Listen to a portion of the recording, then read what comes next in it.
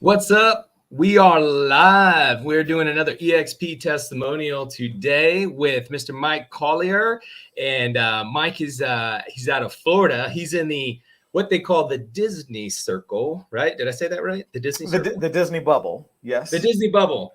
The Yes. Disney bubble. So I'm going to introduce Mike in a second. So Exp Testimonials, there's a lot of decisions that people make when they bring over their teams or independent brokerages, and then even new agents. So there's a lot of concerns and trials and questions that people have. And I want to share another Exp Testimonials with you guys today so you can relate to these stories and see why other people coming over and why everybody is always says, man, I should have came over sooner, right? Where does that stem from? And we're going to go deep on the stories today. So without further ado, we got Mr. Mike Collier, real estate agent, team leader, coach, advisor. He is also certified with the National Association of Expert Advisors. His team is specifically trained in a proven repeatable home selling and buying system that helps thousands of homes per year, homeowners per year, and helps his clients achieve their real estate goals at the best price with the least amount of stress. So, Yes. Mike, without further ado, tell us a little bit about yourself and your background, my friend. Absolutely. So I got to start with I am born and raised in Atlanta, Georgia, and so shout out to all my AT aliens out there. I live in Orlando now. I came down here in 2004, starting with the Disney College program. I never saw myself living in Orlando. But Disney recruited me basically right out of college, and I started on a 6-month internship that turned into a 12-year career at Disney. And I've since gotten married, and I've got kids and the whole thing. So I'm here now. Orlando's home. And selling real estate. Gosh, I've been licensed since 2007. But I've had some twists and turns in there. I always like to say Mickey Mouse paid for my real estate license, because I was actually selling timeshare at Disney at one point. And so I had to have my license in order to sell it. So they paid for it, and I took the class, I passed, and I got my license. Oh, I didn't realize that. That was where it all started. That's where it all started. Yeah. So Mickey actually paid for my real estate license. That's not very many people can say that. So we're actually getting ready to read The Disney Way, because of you. I think you mentioned that at one of our masterminds that we do, and I put that on the reading list for the team. So I'm really excited. Don't you have a course too? You teach a course on. I'm building a course now. Yeah, so I'm building a course. One of the things that I do. So being that I live in the Disney bubble and I primarily operate in the Disney bubble, most of the demographic of my clientele are Disney fans. Either they work at Disney, they have a family member that works at Disney, or they really just love Disney. So they moved here from some other place and they want to be within 20 to 30 minutes outside of Walt Disney World.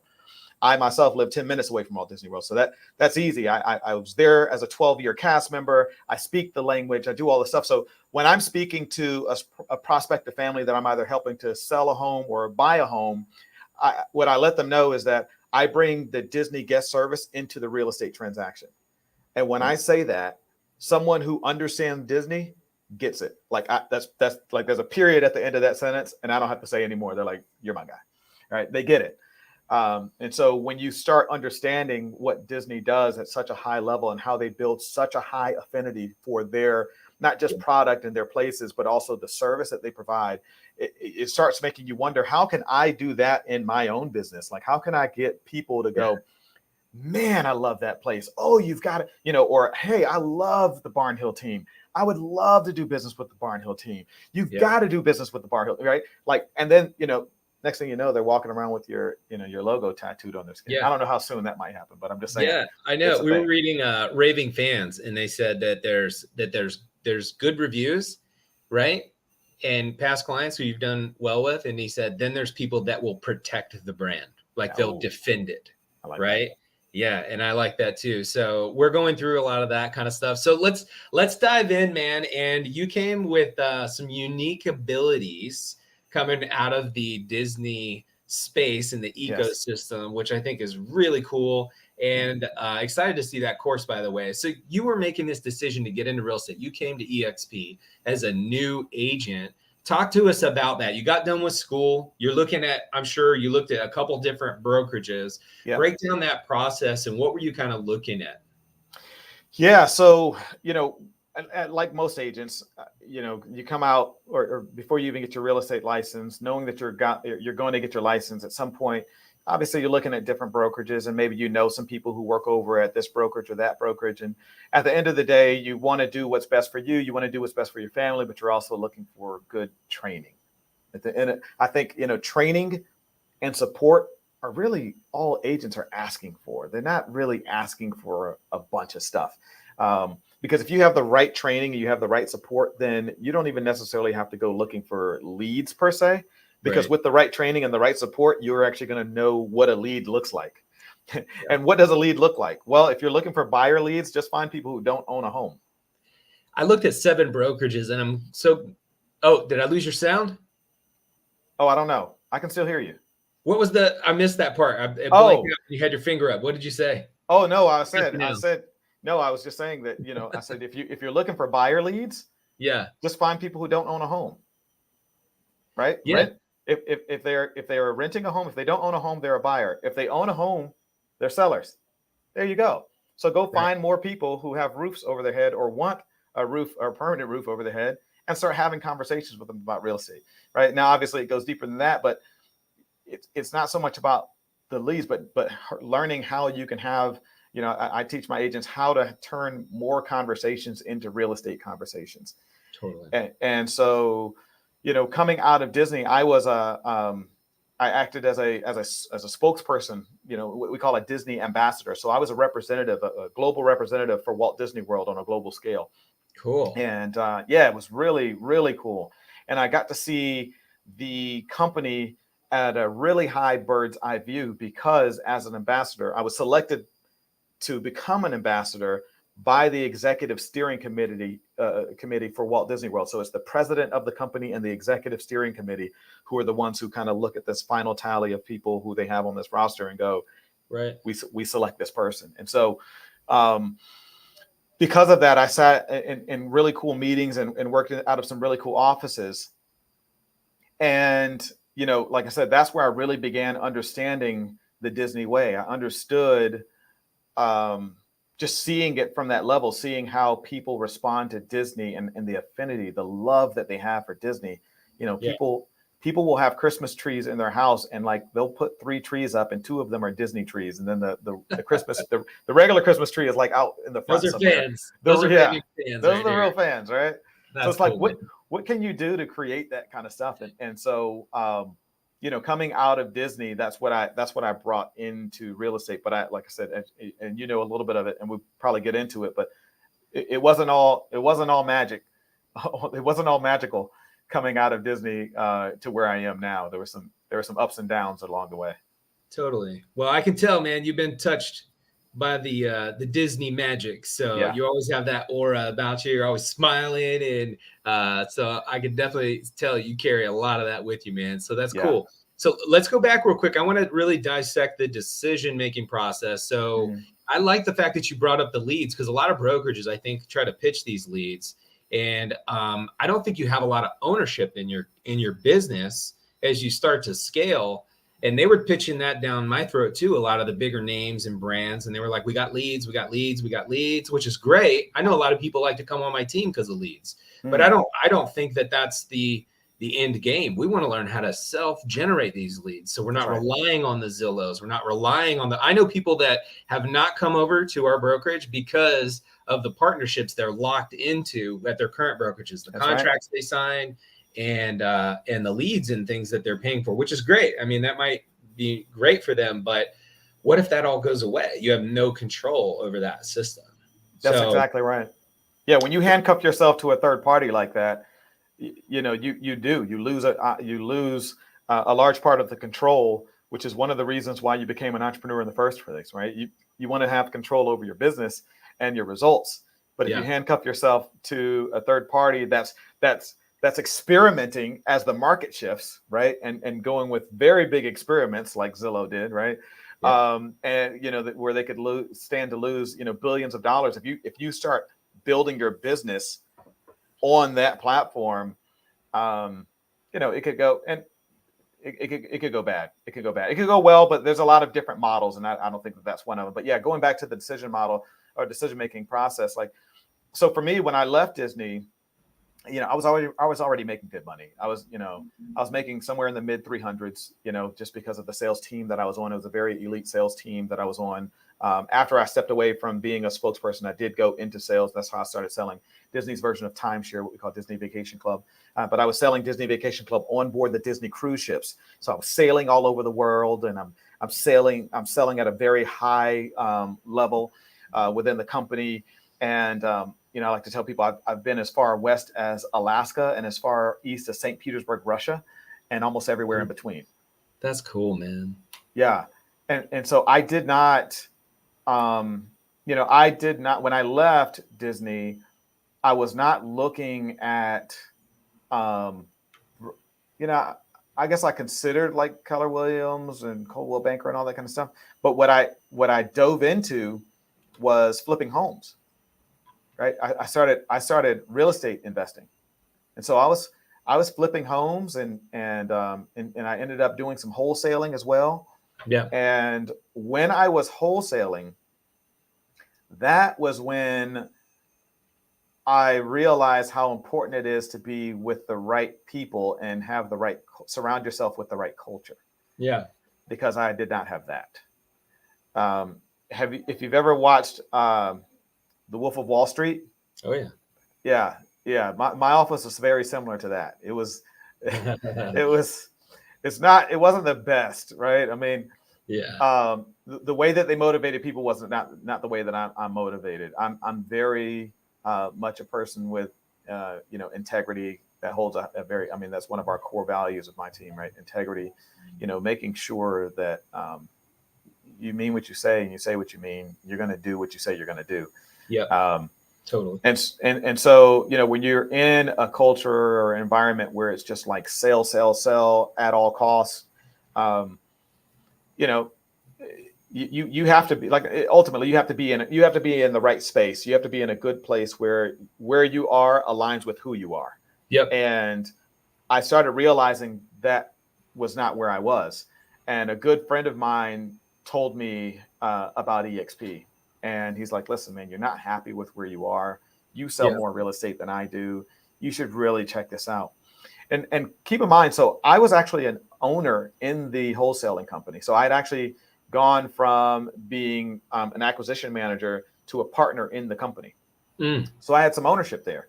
Nice. And so when he brought EXP to me, I'm like, I don't think that's what I want to do, because I really don't want to give up ownership in this other company. And he's like, yeah, but you would own the company. This is an agent-owned company, EXP. And I was like, yeah, but you don't really own the company. Like, you guys don't own it. You just say that you own it. But he's like, no, seriously. And so I was like, well, let me think about it. Let me really kind of weigh the pros and cons. And you know what I realized, Jacob? Like, what's that? There was a lot of ego that was involved with my long drawn out thought process on whether or not I was going to join EXP due to my ownership. And here's how I decided that it was ego. Because I had to ask myself, what does ownership mean? In order for me to, stand on this rock of ownership that I own this company that I was a partner in, I had to ask myself, one, what is the future plan? So what do I plan to do with this ownership? Am I at one point or some point planning to take this company public? Will it IPO someday? Right. Probably not. We weren't on that track. Okay. Right.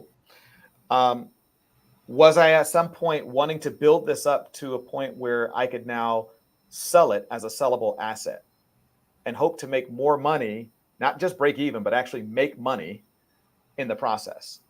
Right. Probably not. I don't know that we had I don't think that we were on that trajectory. Because as you know, when you go to sell a company in the future, typically, like if you're trying to sell the Barnhill team, but Jacob Barnhill steps out of the equation, then how much is it really worth? Right. Right. And then lastly, I had to decide, like, okay, with ownership, I have it and I can pass it down to my kids. Am I going to be passing down this company to my kids? Well, I already told you about the toxic culture that was already there in the company.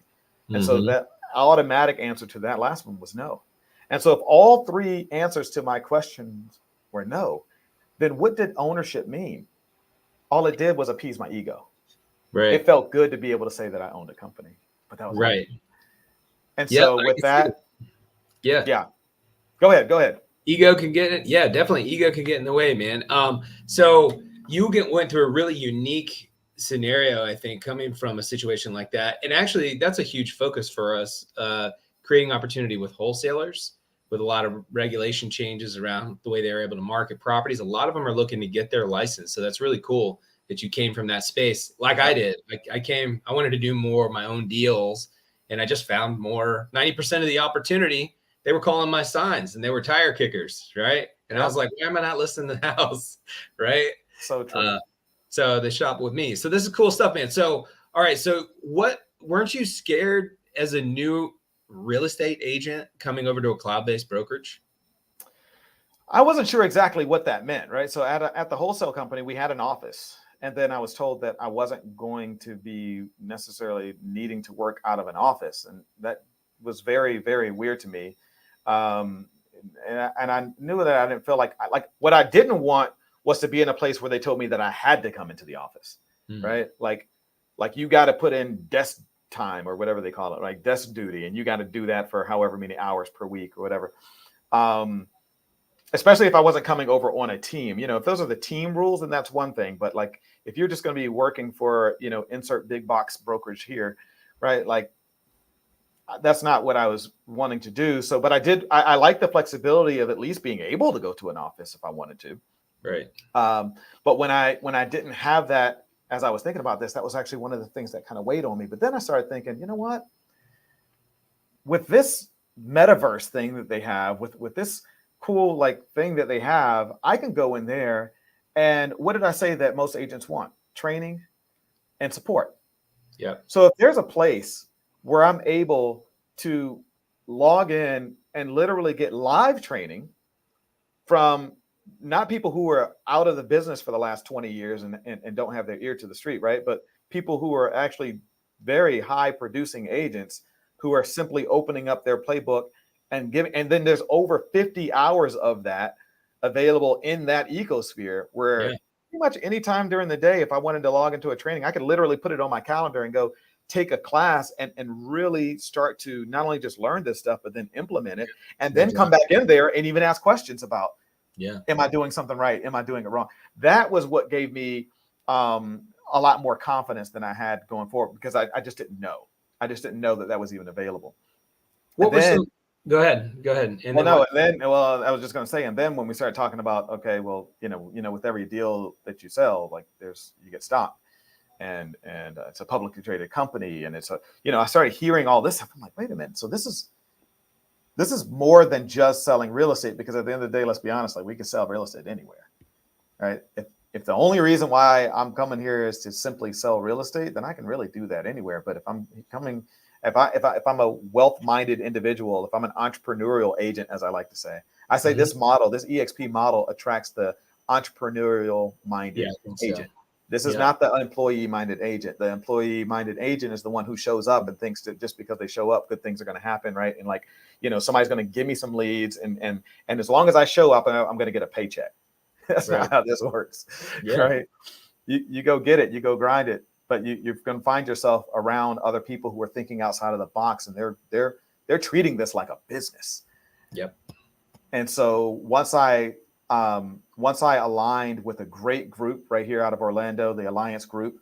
Some of you may know the Alliance Group, where we have, Veronica Figueroa and Carlos German and Gil Ramos and Bobby Davidowitz, right? We have some heavy hitters that are already at EXP. There's some heavy hitters. How many transactions did Veronica do last year? Wasn't it like I think it was 2,200, I think it was. 200 with their team. That's crazy. Yeah. Highest. Learning from the likes of that. So it's like her and Dan Beer, right? Dan Beer is like the highest producing. I think he is highest GCI, and then she has the highest number of units or somewhere flip flop. But I mean, there's listen, and they're not even brokerages, right? Dan Beer isn't a brokerage. He's at EXP. Veronica Figueroa isn't a brokerage. She's at EXP. They don't even need their broker's license, but they're doing 10 times the volume, 20 times the volume of most brokerages. Yeah. And giving that opportunity to more agents. And so I have a teaching heart. I am one who, when I learn it and I'm doing it and it's successful for me, I actually want to share information. Like it gives me joy to see light bulbs go off in a room when I'm standing in front of the stage. Or if Yeah. I've seen you doing some events, man. You got a lot of stuff going on right now. I love it. The stage, I feel like every other week. I love it. And now EXP has asked me to step on stages. I'm actually going to be emceeing an event. I just found out yesterday I'm going to be emceeing an event at EXPCon. So that's cool too. Good for you, man. That's awesome. Yeah, I'm excited about that. But that's it, man. It's just trying to find the right fit. And so that's ultimately what it was for me. Once I realized that I'm going to be taken care of because I have I'll be around the right-minded people, like-minded people. That's all I was really looking for. And because of it, it allowed me to ultimately thrive. But it wasn't always easy starting out. So I want to point out the fact Veronica Figueroa is, sorry, your sound cuts out and I think I miss it. So I apologize everyone for the sound, but I apologize, Mike. So I want to point out the fact that Veronica is in your market, which is, it's pretty common that you'd have someone in your market you could learn from at your same brokerage. Very uncommon for someone you learn from someone doing that volume of transactions. But I wanted to point out the fact that you're also learning from the likes of Dan Beer and others. Where's Dan Beer? Where's he at? EXP. And what market though? He's not even here. He's in San Diego, right? Yeah. And you're in Orlando. So we get to learn from being this cloud-based brokerage from these guys that are pulling each other up. And this alliance group is all over the country. It's all over the world, right? Yeah. And so I wanted to point that out. Cool. So I'm going back on this decision-making process again. I really want to go deep because I know a lot of people are working on this stuff and have the same concerns that you did, Mike. So what were some other things? You had a lot of good things that you were talking about, like EXP and some of your favorite things, but I'm sure there was some other I'm not sure about these other things. I'm not sure if this is going to be the right decision. What were these other thoughts that you had about EXP? Well, like I said, the cloud-based brokers was one of the main things. I didn't fully understand this agent ownership part of it. And, I also I kind of thought that at some point I would want to be a broker. Right. Like I thought that was people like that. That was the natural. I thought that was a natural progression. Right. You're an agent and you're a successful agent. You start out as an agent, probably bumming it. And then you learn some stuff and you become successful. And then you become a team leader. And then, after being a team leader, then you become a broker. Right. And then it starts all over. But what was depressing to think about was that, if that is the natural progression of a real estate agent, then that means as a broker, I'm going to be having a lot of hard days when my top agents who have become my top team leaders end up leaving me to become brokers. Right. It's like this revolving door that's, it's a horrible thought when you think about it. Yeah. Yeah. So, if there's any broker watching this right now, they're going, I know. Oh my God. That's right. Feel that pain. Yeah. Feel the pain, man. So how do you feel about that now? Are you gonna get your broker? No. Why not? Well, I'm at about 50 agents in my rev share group at EXP without having my broker's license, and and those agents are spread across Georgia and Florida. So if I was a Florida broker, my operation would only be here in Florida, and who's to say that I would have? So so you don't have to pay any offices. You don't have to pay any liability, insurance. No. When they do it, when I have a knucklehead that does something stupid, I'm not the one that gets sued. So, okay. And you didn't have to go hire and train administrative staff for these different locations that these agents are in. No. You don't hold a broker's license. Don't hold it over. I don't care to. Is this all legal? I hope so. Right? It's absolutely legal. And that's what's so cool about this model, man. We have there's one brokerage, right? There's no franchises. There's no market, there's no what do they call it, market centers, different market Yep. centers where we're like holding each other's turf. Like you can't come over to my you can't recruit from my what, dude? We're in 22 different countries at this point in all 50 states. If I have a friend or an agent who's curious about EXP and they are in California, or if they're in Oregon or Nevada or wherever else, and they decide that they want to partner up, they want to take advantage of the same things that I saw that I could take advantage of at EXP, they could become a partner of mine. And now I'm in Florida, Georgia, Nevada, California, Oregon, Washington, right? How much do I have to pay you to be one of your partners? Oh, no, you don't pay me anything. You don't pay me anything. This sounds too good to be true, Mike. Yeah, that's the beautiful part about it. And so then I have a vested interest in seeing my partners thrive. Right. Like because of this model, though, because of the way it's set up, like it's not just let me help you to join EXP so I can simply say that I helped you join EXP and then move on to the next. Totally. I'm actually looking for like-minded individuals. The same type of company that I would want to build is exactly what I'm able to build without the liability, without the expense, without the headache and the stress and those sleepless nights and the debt, right? I'm able to build intentionally and choose who I want to become a partner agent with me. I'm not out here with this big net just trying to scoop up a whole bunch of real estate agents who happen to have a real estate license and say, hey, come partner with me. That's just not my recruiting model. I'm actually looking for people that I say, man, I think you'd be a great partner. Maybe you're really good with social media. Maybe you're really good at speaking from the stage or teaching. Maybe you're a great influencer. Or maybe you're just a flat out go-getter, right? You're somebody that I would want to partner with. Why? Because I see you as a leader, and leaders create leaders. So if I can help you become a better leader and see something inside of yourself that you may or may not see, or maybe you do see it, but the people or the brokers that you're at right now doesn't see it, then I want you to partner with me, because guess what? We can create something amazing that will allow you to have freedom and build something that most agents, most brokers dream of building, but most brokers' egos won't allow them to make the move to come to EXP. And so for the single agents or for the team leaders, I say, learn from their mistakes and don't make that same mistake. Come here. And then ultimately, maybe you might be able to even partner with your broker once they see that you came, and they might want to partner with you. Yeah. I wanted to yell out one big fire a minute ago when you were putting everybody together, man. And it's just one big fire. We're putting all our fires together. So I love it, man. So tell me, so what do you love about EXP the most? What's your favorite thing?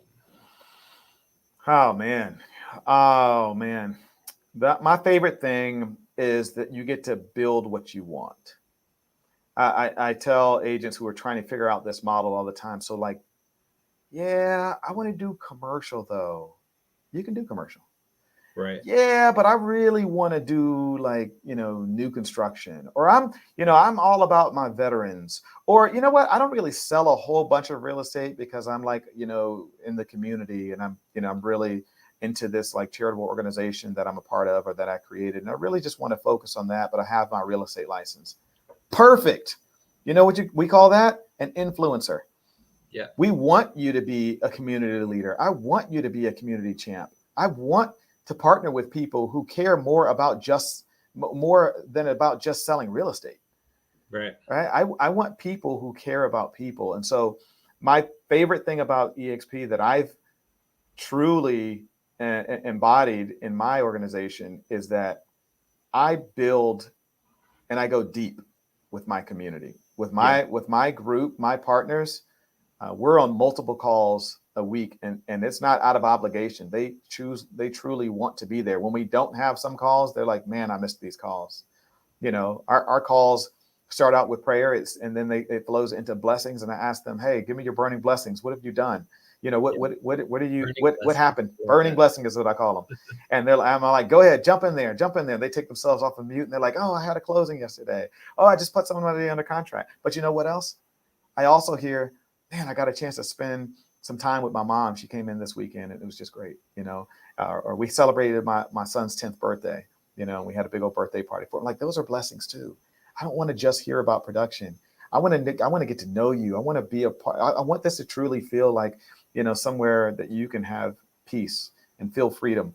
And when you feel that in a group, and you know that you're in a group of people who truly do care about you genuinely, then it allows you to thrive in a way. And so I've seen it.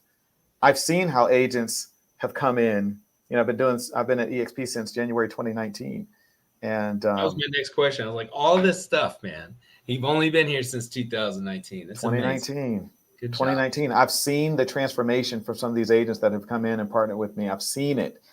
Many of them I've raised up as leaders in my organization. And so we have somebody who she actually didn't even sell a lot of real estate. She still doesn't sell a ton of real estate, but you know what? She's really good with social media. Like, she's considered an influencer in the social media space. So guess what? I have her as a social media coach to the rest of my group. Why not? Why not? It's what she loves to do. It's what she already does. And guess what? Most agents would love to learn more about how to be better in social media. Some agents are still trying to figure out how to create a friggin' reel. Yeah. And so we teach that. I have another agent who has decided that YouTube is going to be his niche. So guess what? He's a YouTube coach within my group. And now he's not only getting free leads from his YouTube channel, but he's teaching others how to build a YouTube channel and get leads from that too. And so when I can see something that's inside of an individual, inside of the potential leader that's inside of someone, and I can say, you have something that you may not even recognize that I see, and I would love to partner with you and maybe help you to bring that out and help you to create freedom along the way. It reaches people in a different way, and I think they appreciate it. At least that's what I've seen. That's cool, man. So I can tell you're a community leader, giving back to everybody. You got these trainings, you're on stage talking. Have you written a book yet? I don't know if that's on the radar. Ebook is up next. I'm going to do an ebook first, but yeah, I truly believe, and I've said this, and I have to live by it because I do say it. I believe that everybody has a book inside of them. I believe everybody has a book inside of them. I believe that your story is not for you. You have down there on the ticker, bankruptcy to icon, right? Part of the story that I didn't go into, as I said, it was a topsy-turvy kind of rough start for me. Right. But, when I started in 2019, it started out pretty good. I sold 9 homes in my first 9 months. Problem is, I sold 0 homes over the next 5 months. Cool. And so, and I had a lot of bills to pay, right? So the bill collectors didn't care that I wasn't selling homes. And to make matters worse, only 2 years prior to that, in my newfound freedom from leaving Disney, I ended up partnering with a business partner who stole $125,000 out of my bank account while I was with him. So the money that I thought was going to give me freedom and this courageous jump, this leap of faith that I took, humbled me quite a bit. And then, like I said, I was facing bankruptcy by 2019, and it was really tough. And then I say February 2020, I'm sitting down with a bankruptcy attorney with my wife and trying to figure out how the heck I got here, 40 years old in 2020, and I'm about to file bankruptcy. Like, isn't this something that you do in your 20s or 30s? Like, not at 40. It's too late to restart now, And, but I had to keep on pressing. And so what I did was I decided that I was just going to go hard, man. And I was just going to start doing open houses every single weekend from this point on. And I was just not going to take no for an answer. And I wasn't going to allow any excuses to get in my way. And within 4 to 5 months, I'd made $40,000 off of those open house leads that I had generated, and was able to call the bankruptcy attorney and tell them, it turns out I'm not going to need your services. Oh, and keep in mind, 2020 was when COVID hit, right? So here I am with this great idea that I'm going to start doing open houses to make this money. And then the world shuts down. Stuff right there. Yeah. Then the world shuts down. I'm like, okay, I didn't see that coming. Right. So, still made it happen. Still made it happen. Had no choice. Right. And when your back is against the wall, it's a fight or flight scenario. And I decided to fight, and I fought my way through it.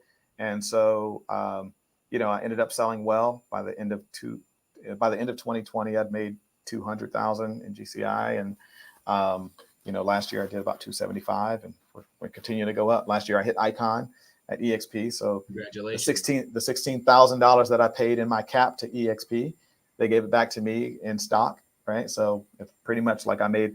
Some people are at 100% brokerages. I say at EXP I'm at like 120% brokerage. Yeah. It's 100 plus is what I say. Plus. Plus with no ceiling. I love it. Yeah. So you also have a podcast, is that right?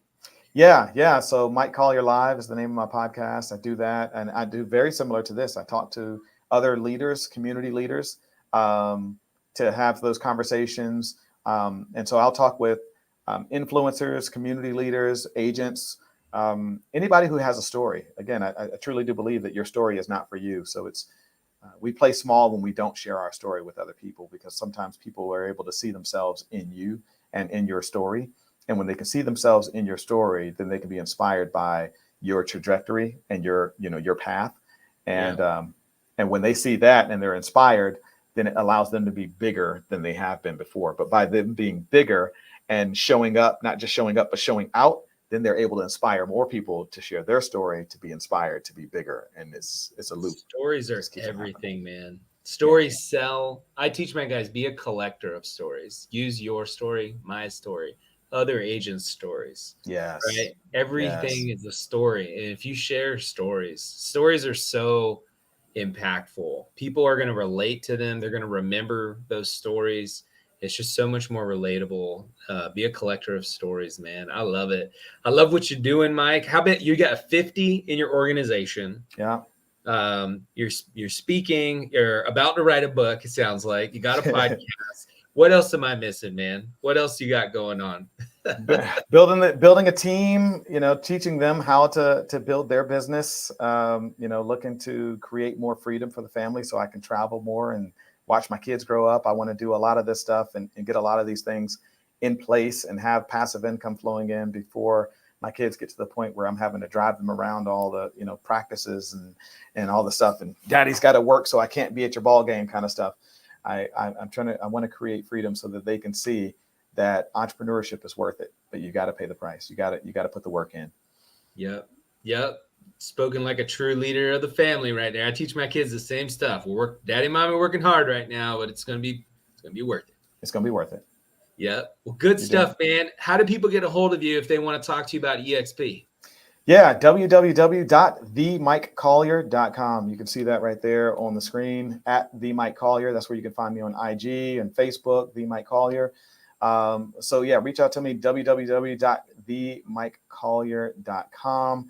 And when you go on there, there's a button to click Let's Talk and schedule some time on my calendar. I'd love to chat with you. Cool, Mike. Well, I really appreciate your time, man. I appreciate your insight and your story. And I feel like I haven't seen you in a while, man. We need to connect and figure out when we're going to link up at our next event and mastermind. So I'm looking forward to it, man. I got to get to that. That rev up, or what's it called? The re-up? What's the re-up? The re-up. Yes, sir. Yes, I got to get to that. I got to get to that. Stuff going on. Yeah. So, and then I'm thinking maybe we get you back for version 2.0. We actually have a podcast we're going to be starting. These are Exp Testimonials. Yeah. I have another one that's action-oriented agent, and we're going to reverse where we found success in business. So what worked, what didn't, what was the pain. So I might have you back on for an action-oriented agent podcast in the future, and I'd love to see how did you actually get those first 9, and then how did you build your business from open houses, and maybe even look at the recruiting stuff too and what's working. Yeah. Okay. So, I'd be happy to, man. I'd love to. Cool. Well, that's pretty much all I got. Before we sign off, Mike, you got any other words of wisdom or anything you want to leave anybody with about EXP or their stories or anything? Well, that just, in final words, I'd just say, like I said, your story is not for you. Your story is a culmination of all of the challenges that you've been through, all of the things that you're going through right now. It's not meant to break you. The stuff that you're going through right now is meant to make you stronger. There's never been a challenge that you've gone through where you haven't come out different on the other side of it. And so embrace it, but find wise counsel, seek wise counsel. Look to people like Jacob, where, you can contact me. I'm here, whatever. You want to find people who are going to build you up and show you the leader that you are inside, remind you of who you are. And when you find out and remind yourself of who you are, then it's now time to start living your story out loud. Share your story with others so they can be inspired as well. And you can help them navigate the storm. And when you start doing that, then it was all worth it. You start seeing, and that's where, don't chase the success. That is success. The money will come. I feel like there's some Disney magic right now, just flowing through this conversation, man. Being touched by the magic. That's right. Mike Collier, the Mike Collier magic. Yes, I like it. I like to call myself an inspirational strategist. I love that, dude. That's good. Well, cool, Mike. I appreciate. We actually went over time today and got some extra time in, and I appreciate that from you.